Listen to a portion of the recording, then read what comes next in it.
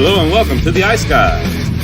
This is the show that takes you into the world of the National Hockey League. Every game, every day, from a betting perspective. With pro sports handicappers, Ian Cameron, Alex B. Smith, and various guests from the world of hockey and sports betting. And now, here's your host, Ian Cameron. Welcome to the Ice Guys, Sunday, March 16th. Ian Cameron, Alex B. Smith, who's got his voice back, at least a little bit, here on this Sunday edition of the show. And we are here ready to break down a 7-game slate tonight today, I should say, in the NHL. We got a couple of day games, TNT doubleheader, and then a few games tonight. So very much looking forward to what should be a great Sunday slate. We'll look back on yesterday, and yay, a winning day. I'm so happy to say that. It's certainly been a rocky ride since the trade deadline, but it was nice to get a plus day in the bank yesterday in the NHL, and it was great to see. Of course, one of those great games and great results was Tampa Bay Boston. Best bet was Tampa Bay team total over 3.5 at plus money. That cashes, and they pretty much control the game start to finish against the Boston Bruins. Dominated the Bruins as far as the shots on goal, territorial play, time in the offensive zone. In fact, and I know Mikey brought this up to us in our chat, they did not have a shot on goal, Boston, in the second period. Pretty shocking to see that. Crazy that it was 21-0.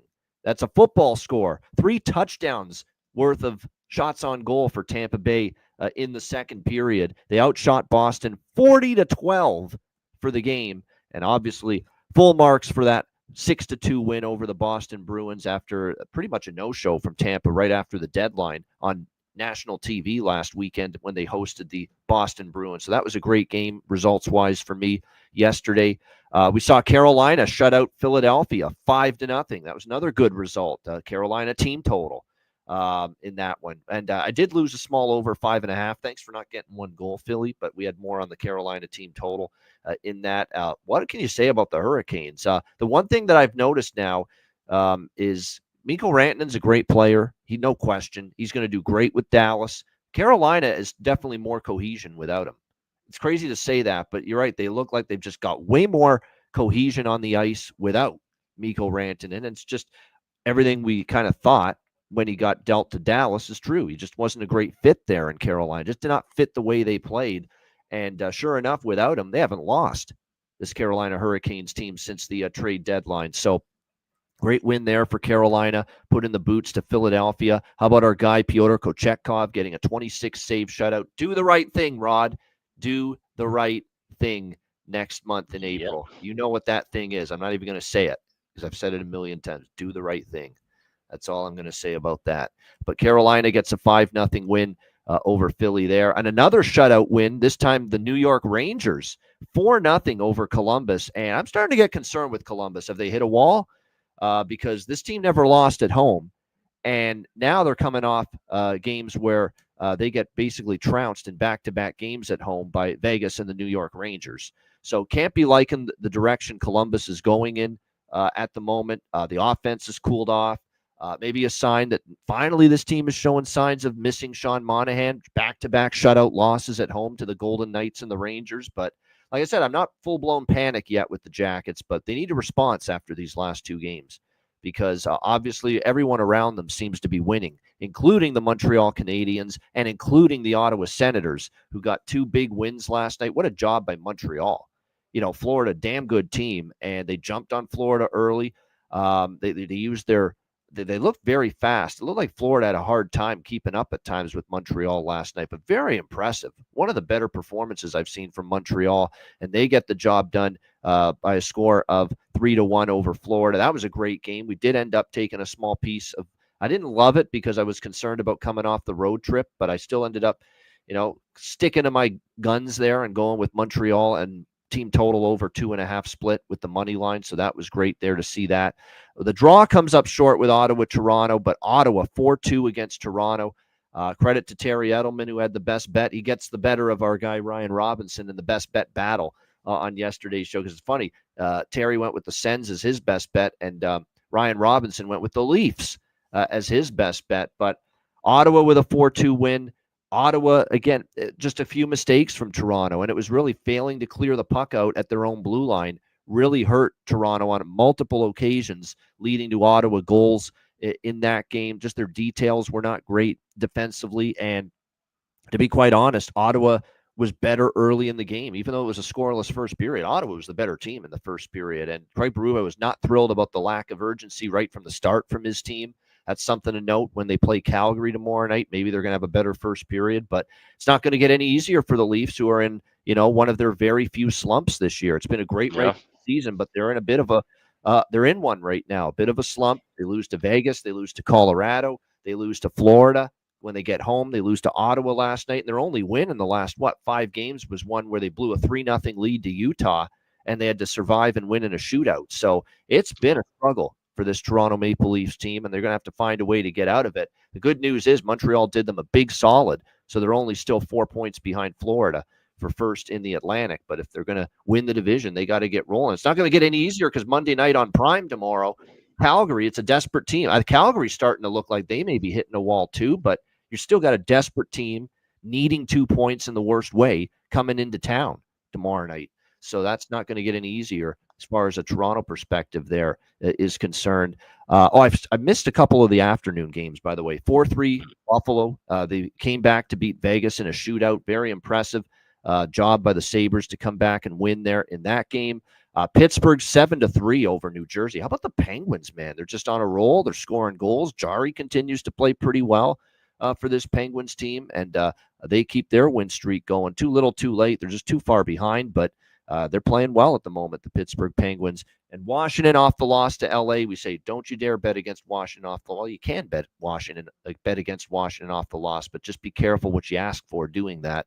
And they pound San Jose 5-1 in that game. And Ovechkin moves another goal closer to breaking Wayne Gretzky's record with that 5-1 victory for Washington over San Jose. And then just briefly, the late games, St. Louis 5-1 over Minnesota. That was another good result. We had the Blues in that game, and St. Louis gets a nice 5-1 win, dominates Minnesota there. Another team that needs some guys back. Kaprizov and Eriksson Ek in particular. Minnesota's really starting to feel the loss of those two players, and it's reality sinking in. You can't keep winning without two guys like that in your lineup. And the Blues get a nice 5-1 win with Joel Hofer in net, by the way, who played very solid for the Blues last night. L.A. won a typical L.A. game against a lesser team. It's still not easy for them. 1-0, they beat Nashville in overtime. The only goal, Quentin Byfield keeps his goal-scoring streak alive, which is good news for everyone that bet his goal prop. I had a piece of it. A lot of people in the chat did. Terry mentioned it on the show. Quentin Byfield, man, playing so well right now for the Kings, and he gets the only goal in a 1-0 overtime win for LA. And then the late game, I'm sure Alex didn't enjoy this one too much. 6-2 Vancouver. It was just one of those games too, where again, Chicago defensively, it's ridiculous to see it sometimes what they do in their own zone. It was a rough night for, now, not all the goals were his fault. There's some beautiful plays made by Vancouver on some of those goals. They really had the puck moving very well. But still, for Soderblom, that's a horrible looking box score for him and stat line. 6 goals against on 15 shots? 600 save percentage in that game for Arvid Soderblom. But I can't be too harsh on it. It looks awful on him and on his stat line, and he wasn't at his best.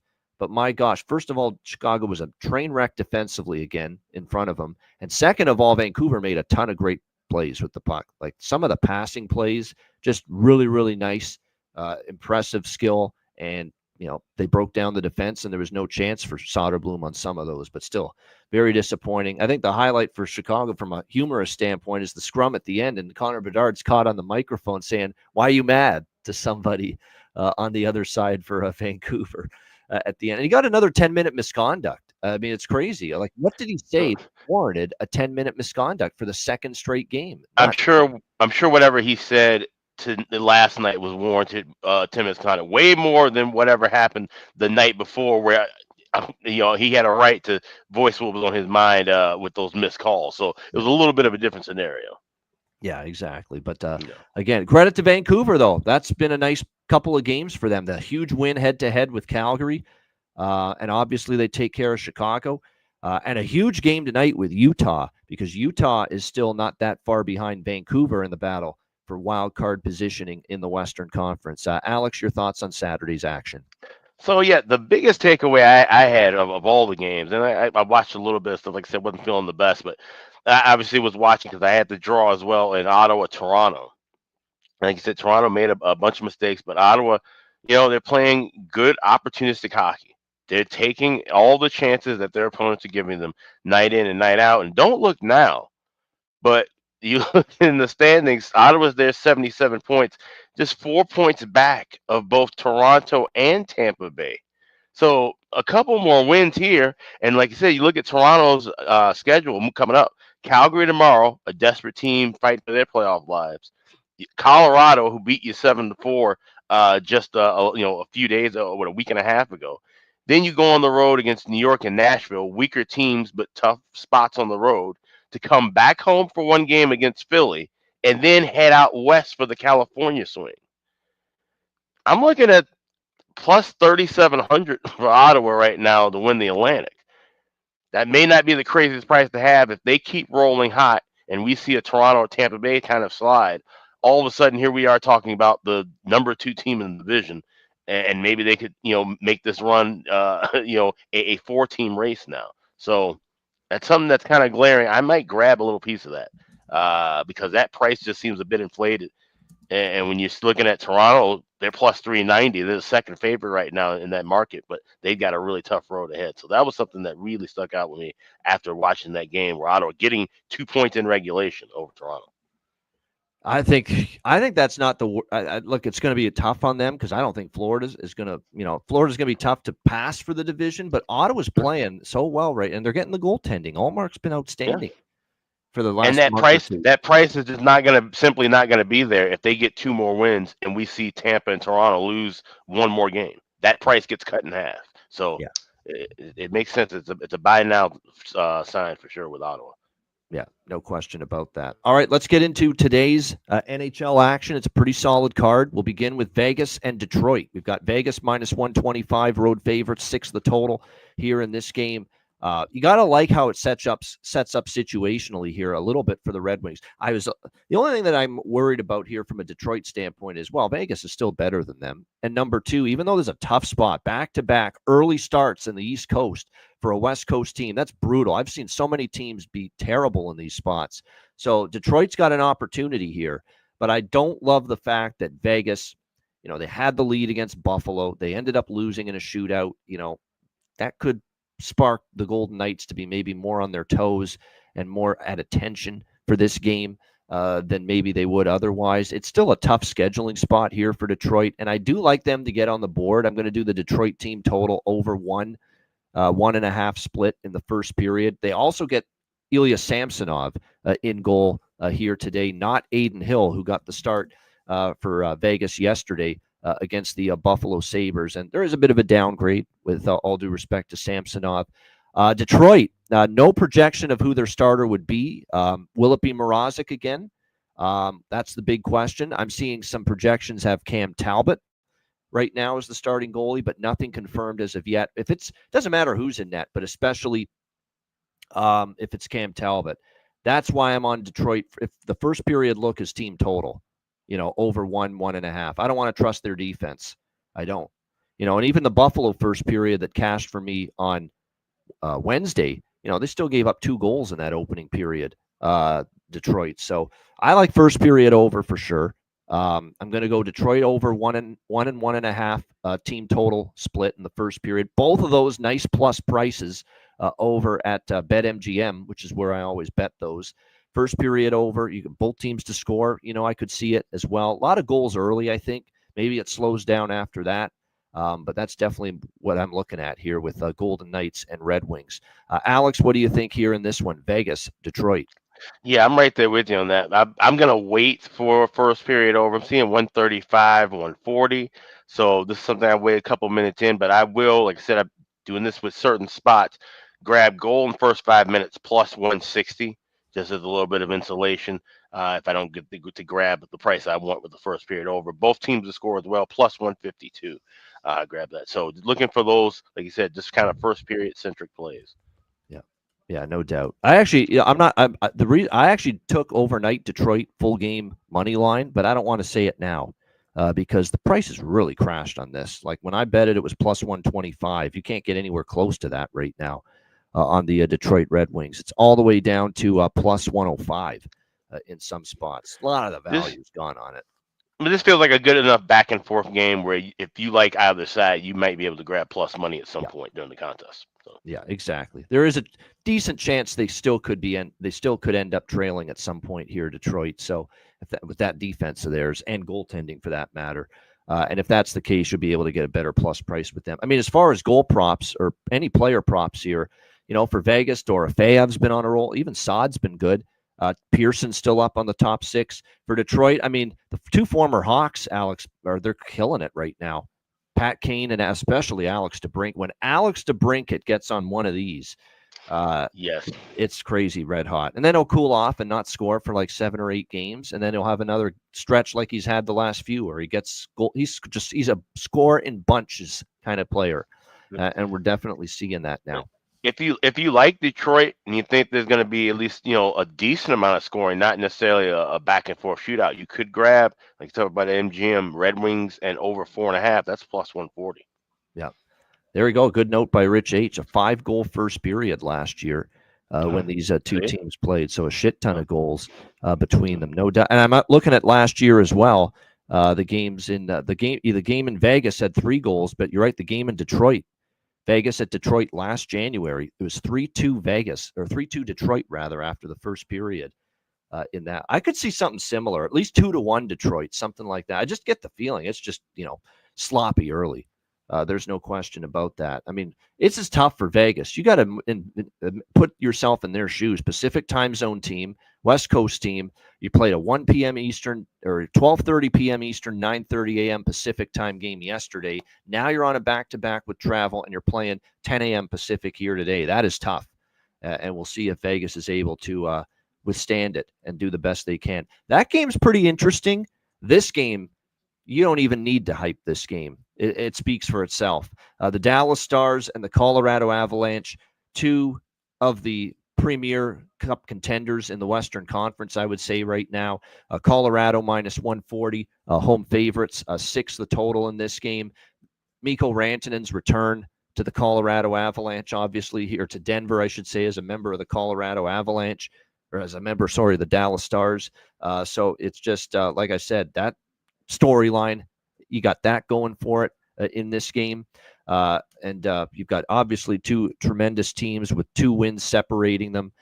You've got Colorado, who bounced back from a 2-1 shootout loss at Minnesota in a brutal spot because they got into Minnesota late after playing Chicago at home the night before. And clearly that had some contribution to that score against Minnesota. They bounced back strong Friday night. They won at Calgary 4-2. Over the Flames. Dallas, they lost to Winnipeg 4-1. Here's the concern with Dallas here going into this game. We know they're still without some key pieces, obviously. Rope Hintz is still day-to-day with the upper body injury, but I believe he might return here today. I believe the Pete DeBoer was saying there was a decent chance Rope could suit up here for the Stars, and that's huge, obviously, because what I was about to say is the last few times they've had a test against a really, really good team, Dallas, without some of these key players, they have not gotten it done. You think of the Edmonton game last Saturday, the Winnipeg game, where they lose 4-1 on Friday night. So the point I'm trying to make is, with some of their key guys out, especially Hintz and Heiskanen, those are the biggest losses. They miss Seguin too, but they've been without Seguin for a while, and I think they've got enough offense. But it sounds like Hintz could be a go and could be ready to return. Of course, they're still without Heiskanen, Seguin, and Leon Bischel, who had an illness against Winnipeg on Friday. We'll see if he's back in the lineup here tonight. But getting Hintz back would be huge because obviously he's a scorer, he's a playmaker, he is a great defensive player. He does it all for the Dallas Stars, and he's obviously a guy that plays top-line center role. So it would be significant if they get him back, and he's trending toward being able to return here for the Dallas Stars. Ottinger and Blackwood are the projected goalies, but neither one is currently confirmed as of yet, so we'll have to wait on that. I think this is a great hockey game, 2 very good teams. Dallas off a loss as a dog is something I'm not betting against. but I'm a little bit leery of taking them here as well, considering the fact that obviously still a bit shorthanded. They've had a couple of these opportunities against these better teams like Winnipeg and Edmonton, and they've come up short. Both of them on the road, by the way. These two teams have played twice this year. Dallas won at home 5-3. Colorado won at home 6-3. Both games went over the total as well. The home team holding serve in both games. I could see this one. Look, I'm going to go bifecta over here in this game with Dallas and Colorado. I think that's the best way to go as far as I'm concerned. I lean Dallas. I mean, Dallas as a dog off a loss is automatically I lean in that direction, but I think I'm going to pump the brakes after kind of not going so well for me, taking them as a dog against Winnipeg the other night. Avs have been great at home, so that's probably enough to stay off. I'm going to go over bifecta in the draw. I think the draw could get there as well here with Stars and Avs. Those are the primary looks. Lean Dallas, but I'm gonna wait to see if maybe Colorado, because a lot of the times they have strong starts at home against the good teams, and always get maybe Dallas at a better plus price if they're trailing at some point in this game if I'm interested. But pregame we'll go with the over bifecta, 1.5 first period, 5.5 minus 130 at DraftKings. Mm-hmm. So if you like the full game over pregame, get that 5.5 at DraftKings because you got a little bit of a discount there. It's not 6 there like it is at most other books. And then obviously for props, how are the Ball Arena faithful going to respond to Mikko Rantanen today? I am fascinated by that because he was beloved there. They won a Stanley Cup in Colorado with him a few years ago. He was always one of I'm sure the fans' favorite players next to Nate McKinnon and obviously Landeskog when he was playing and that group of players, Nichushkin. But, the fact that he didn't want to, take the deal that Colorado offered him and he ended up moving on, I could see some boos. I could see, even though they'll probably cheer him when they do the crazy, they'll definitely, this is the lock of locks that there'll be a video tribute in the first period for Mikko Rantanen. There's no question. But I could see him getting booed when he touches the puck. That's sometimes something you see. Based on the way it ended. So very, very interested to see what kind of response Mikko Rantanen gets. I hope they give him they're certainly going to go. It's going to be a standing ovation and a thunderous applause when they do the video tribute. But during the game, I think he becomes the enemy, and you might hear some boos every time he touches the puck. But that's fascinating. This is a great hockey game, man. This is a great hockey game. These are two excellent hockey teams. These are two teams with big-time aspirations of winning it all. TNT finally has a damn good friggin' game here, finally, on a Sunday afternoon. None of this get this Pittsburgh, Minnesota bullshit out of here. Get this fucking Flyers nonsense out of here. The Rangers and the Bruins for the millionth time. All these friggin' horse shit games that they usually run into here on these national TV games. We finally got something that is must watch here this afternoon with Dallas and Colorado. Alex, what do you think here for Stars and Avs? Yeah, very well said. Yeah, I like both of the matchups for TNT today, but this one's obviously the marquee matchup, and I think it's going to be back and forth. It's going to be exciting, and I think it's going to have a little bit of a playoff feel, but not in the defensive way. I expect goals here as well. I like that over bifecta, and this is one to bet pregame. Over 1.5 minus 120. He said get the 5.5 minus 130 if you have DraftKings. If not, 6 at even money is fine too. I think this is going to be a fun one, and it could go past regulation. So I do have some draw plus 325 is what I grabbed at MGM with that price. And like I said, just I can look live if I like a side, especially like I said with Dallas, I can grab a better plus price, or maybe I can take a swing with Colorado. But this should be a fun one. If you like goals, you're looking for props. This should be the game to look for. No question. I think there's some truth to that for sure. A good prop game. I'm going to go with Mikko. I'm going to go with Mikko goal. I'm going to do the 2-goal and hat trick sprinkle. Small. I'm not expecting him, obviously, to get a hat trick necessarily, but I'm going to sprinkle that small. Same with the points props. I think he comes up big here for them, and he's played well since getting there. But I think this is going to stir up not only the emotions but the quality play here of this. Of him today in this one. Thomas Harley props, we've talked about that ad nauseum, no doubt. Still worth a look. And then for Colorado, I think when you look at them, Marty Necas heating up. Big Val Nichushkin. Jonathan Drouin. I keep going back to Jonathan Drouin because he's got a little more value attached to his goal assist point props than some of the other players. And what he's been able to do lately has been very strong. He's got 5 points, 3 goals in the last 8 games for Colorado. So those are some of the props I'm looking at there as far as Colorado is concerned. One thing, too, is this is a big game. He established himself as a pretty big game player, and I know he had a hell of a series against them when they played in the playoffs last year in the second round, and that's Wyatt Johnston. Just get that weird feeling Wyatt Johnston as well makes an impact here for the Dallas Stars in this game. All right, Anaheim, St. Louis. St. Louis minus 170, home favorites, 5.5 the total in this game. This has been dominance in the series for the St. Louis Blues. They have beaten the Anaheim Ducks I think something along the lines of 8 or 9 straight times. It's been pretty impressive, to see just how much they have been able to dominate the Ducks throughout this series. We'll see if that continues here against Anaheim. Remember, these teams played in Anaheim just recently, and St. Louis ended up beating them. And Anaheim thought they had tied it, but the puck went in the net after time expired. That was the 4-3 St. Louis win in Anaheim just 9 days ago. And now here they are playing again in St. Louis. But St. Louis has won 9 straight over Anaheim. And actually, in each of the last 4 wins, including each of the last 2 wins over the Ducks here in St. Louis, they've scored 4 goals. So I automatically lean Blues team total over. If you're going to take St. Louis, I think that's the way to approach it, is over 3.5 here with the St. Louis Blues. That being said, it's a back-to-back for St. Louis. Anaheim does have a rest advantage going into this game. They beat Nashville 2-1 the other night. But the question we have to ask ourselves is, are they going to be able to go on the road and get the job done here against this Blues team that needed to snap the drought after the 2 losses? It is a 6-game road trip they're coming back from as well, and a back-to-back for St. Louis. So that's the only hesitancy that I've got here with taking St. Louis. I mean, but boy, that series history is just dominant for them. 9 straight. They've scored 4+ in the majority of those games.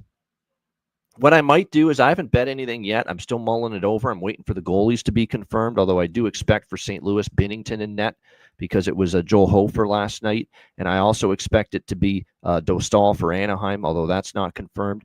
By the way, Colangelo day-to-day for Anaheim right now. Parayko, of course, still out for St. Louis. This might be one of those games, too, where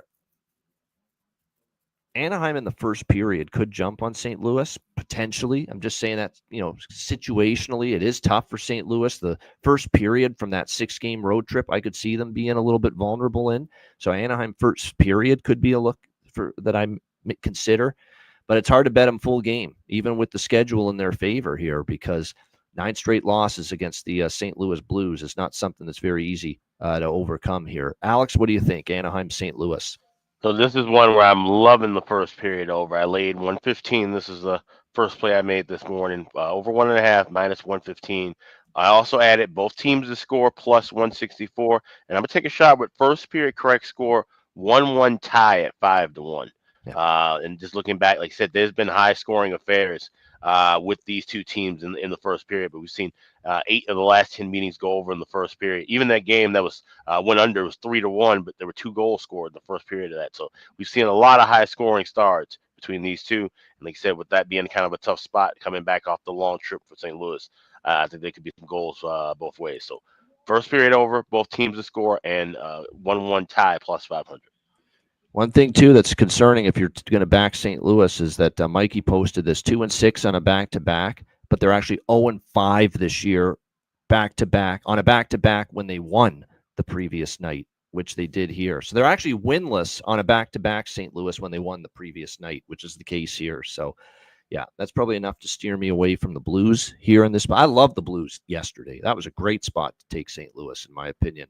End of the road trip. They lost 2 in a row. There, including the one against Pittsburgh. You knew they were going to want to bring it. They did. This is tricky for them. This is one of those games where it could be a scheduled loss for the St. Louis Blues. That does concern me here a little bit. All right, Edmonton. And by the way, Bull Duke, I agree. Bull Duke with the goal prop, worth a look again, even though he didn't score it last night. Edmonton Oilers, New York Rangers. Oilers minus 160 road favorites, 6.5 the total. Rangers with a 4-0 shutout win over the Columbus Blue Jackets. Back-to-back wins for them on the road against Minnesota and Columbus, and now they return home to face the Edmonton Oilers. Skinner going to be in net for the Oilers here. Matthias Ekholm still out for the Oilers. Zach Hyman for the Edmonton Oilers on the injury list. He may not go. Undisclosed injury, game time decision for this game tonight against the New York Rangers. His status uncertain as of right now for this game. So this New York team defensively has shown up the last 2 games. Columbus, they shut him out. They only give up the, 2 goals to Minnesota in the victory before that.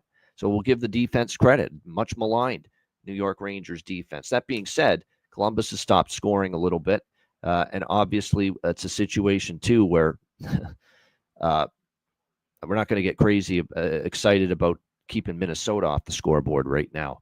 So this is going to be the test for the Rangers. You got to face this Oilers team that's obviously very, very offensively capable. That being said, they've also not been at their best offensively, Edmonton, here the last few games. You look at it, they've only scored 2 goals each of their last 3 games.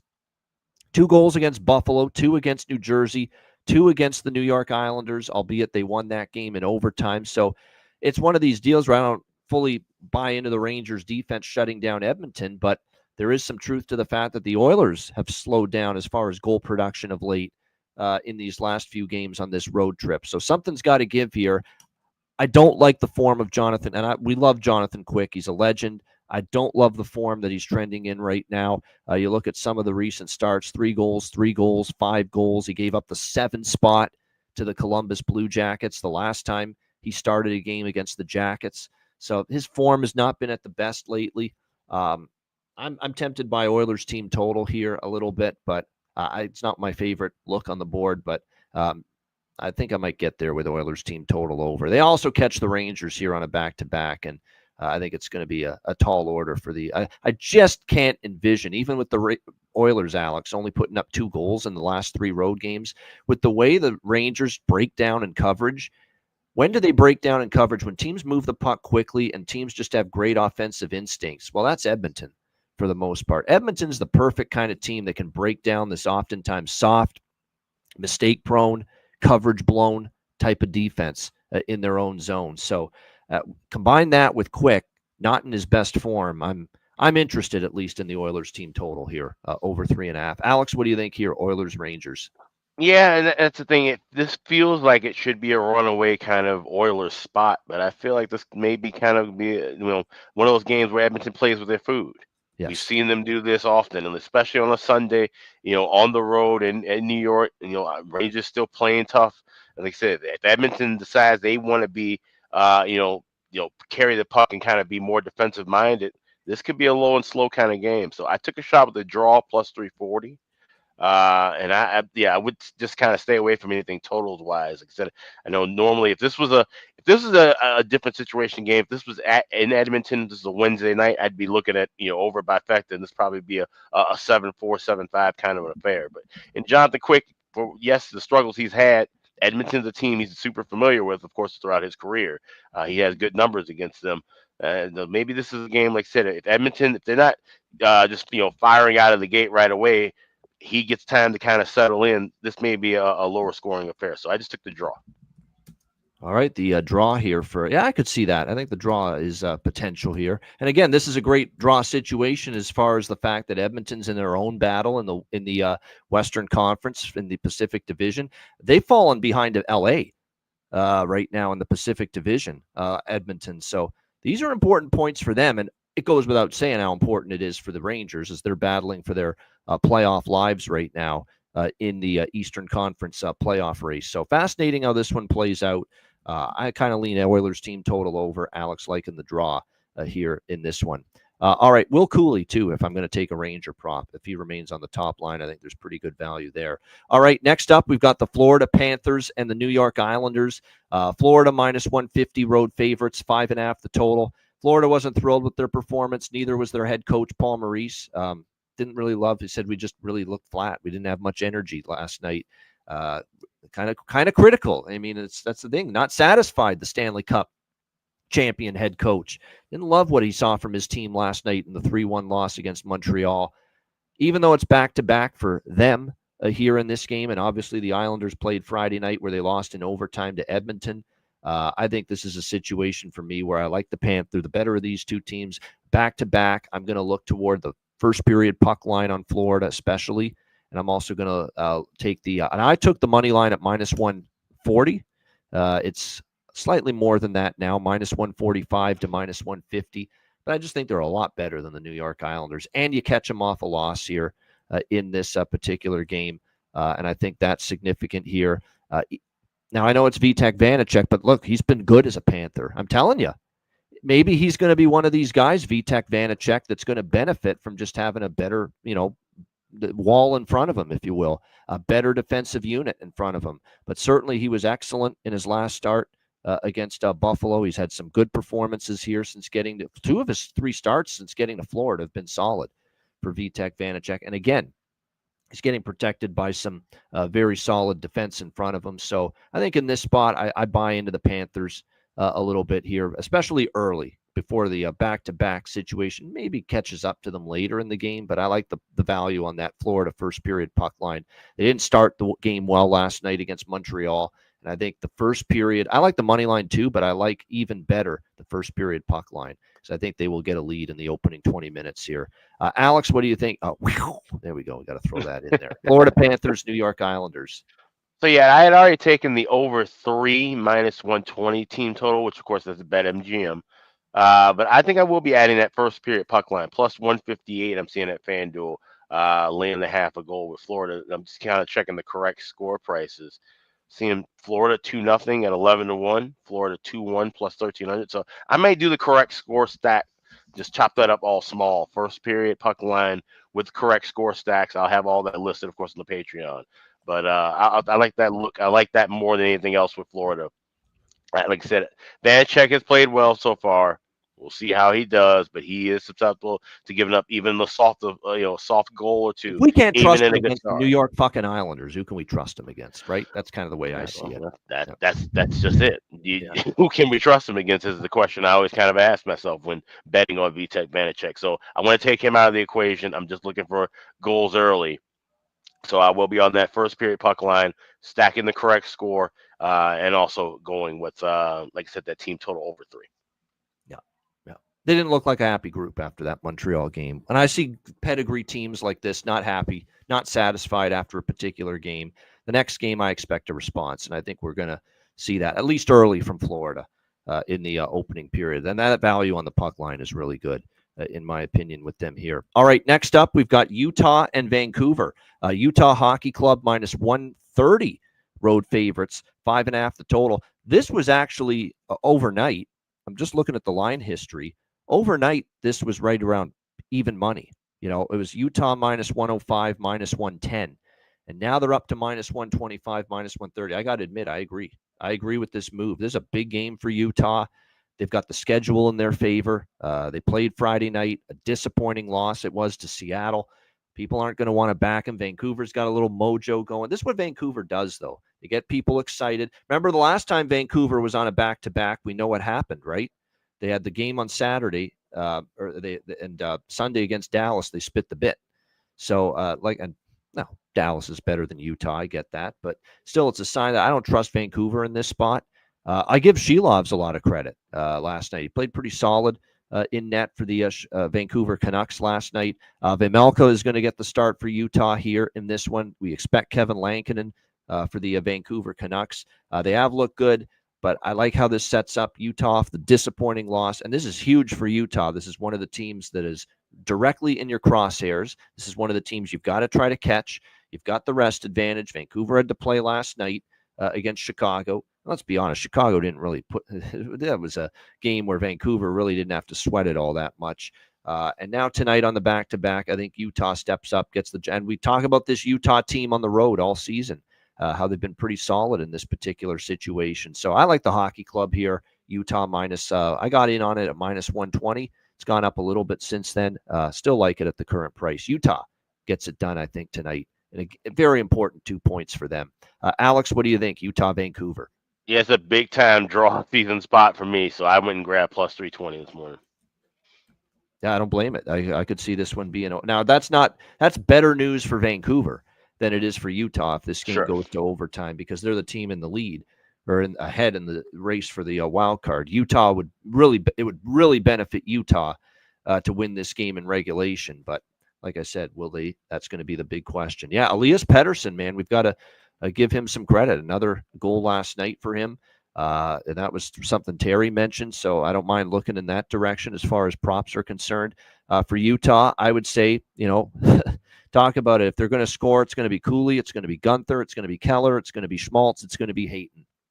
Any of those guys have been really good. So take your pick as far as props on the Utah side are concerned. All right, next up, final game of this Sunday NHL card. We've got Winnipeg and Seattle. Winnipeg minus 180. Road favorites in this game. The total sitting at 5.5, shaded to the over in this game. Winnipeg coming off the 4-1 win over the Dallas Stars, and now they travel to Seattle to take on the Kraken. I have not bet this game. I don't know if I will.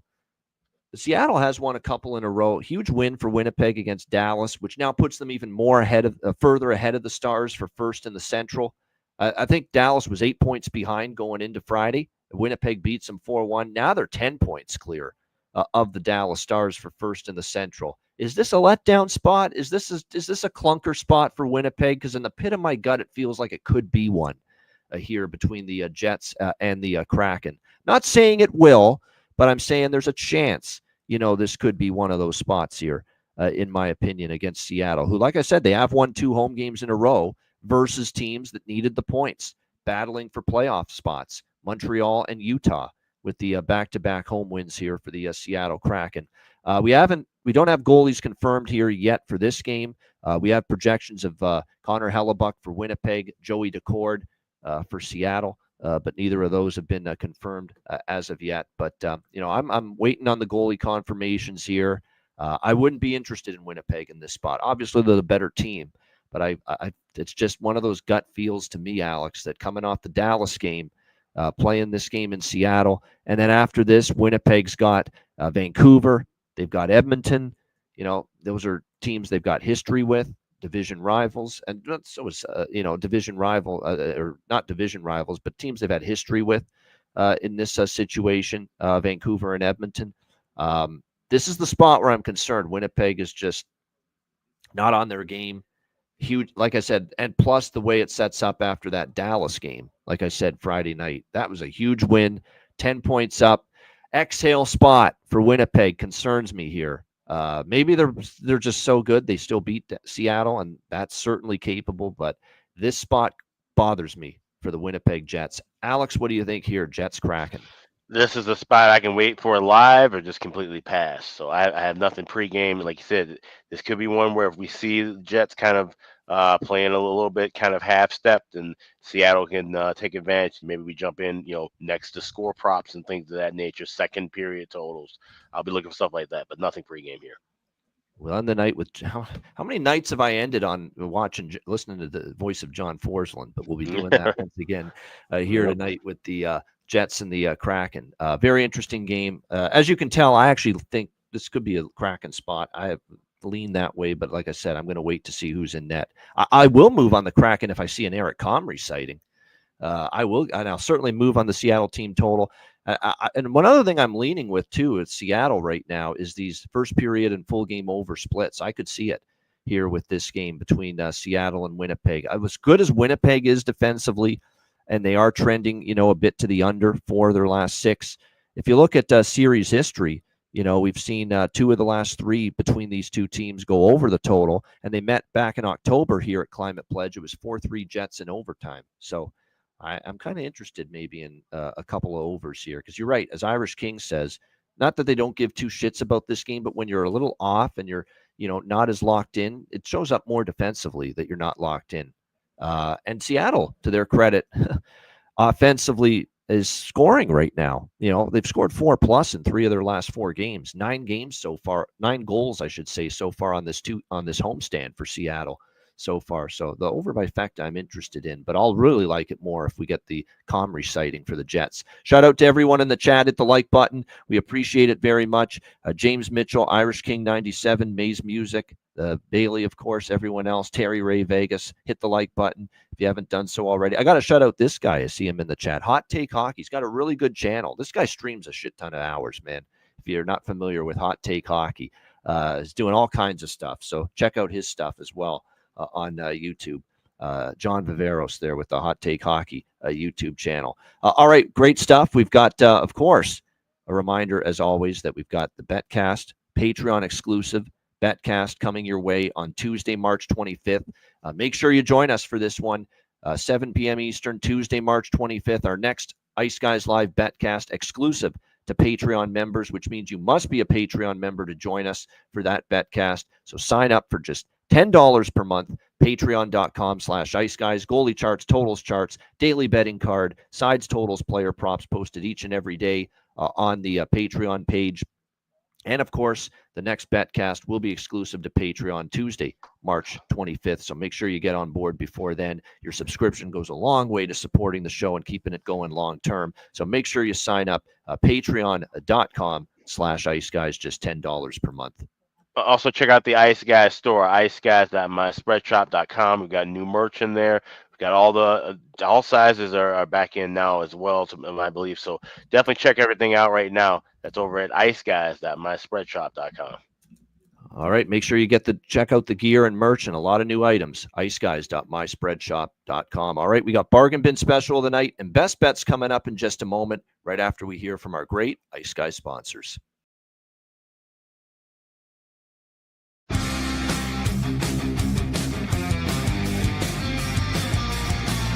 Support for the Ice Guys podcast is provided by Boston Hemp Incorporated, Tailgaters Social, and a big thank you to all that subscribe to the Ice Guys Patreon page.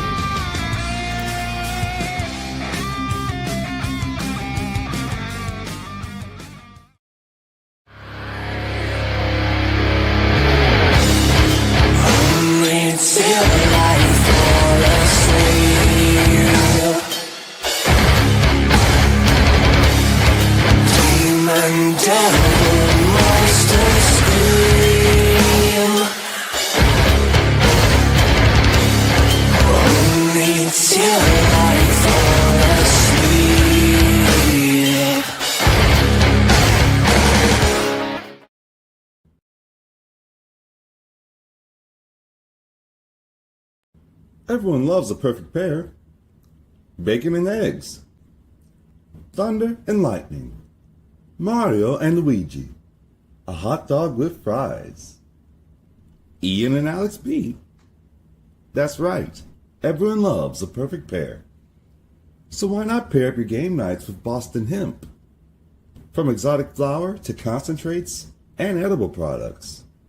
You'd be hard-pressed to find a better pairing than Boston Hemp and Hockey. Check them out today at bostonhempinc.com. That's bostonhempinc.com. Boston Hemp Incorporated, the official smoke sponsor of the Ice Guys. Void where prohibited by law. Not available outside of the United States. Must be 21 or over to obtain products. Check your local regulations to see if Boston Hemp is available in your area. Shout out to all our great sponsors, including Boston Hemp Inc. Get 20% off all orders on the website using the promo code IceGuys at bostonhempinc.com. Alex battling through, of course. He wasn't feeling great yesterday. He's not feeling great today. He had to just not feeling great the last few moments here, so he had to duck out. But he left his best bet in the chat, and I'll reiterate it in just a moment. Before we end the show. Bargain bin special of the night. He does not have a bargain bin special for tonight, Alex. If he adds one, check the Patreon page later, and you'll see it there if he does add about bargain bin special. My bargain bin special here for this Sunday slate, a lot of good options here as far as a bargain bin for this particular night. But I'm going to go to Ducks and Blues, and I'm going to give Zach Bolduc another shot. Plus 380 at FanDuel. Zach Bolduc for the St. Louis Blues. I'm going to take a shot once again. He's worth a look. Didn't score last night, but it's been in one of these players lately where he doesn't score the game before, and he does score the next game. So Zach Bolduc plus 380, FanDuel, bargain bin special of the night for this Sunday card. And best bet, Alex's best bet, you see it in the chat. It's Anaheim St. Louis, first period over, 1.5 for Alex with his best bet. My best bet for this Sunday slate, I'm going to go to that Dallas, Colorado, over 5.5, minus 130. It's 5.5 at DraftKings. I think we see enough goals for that to go over the total.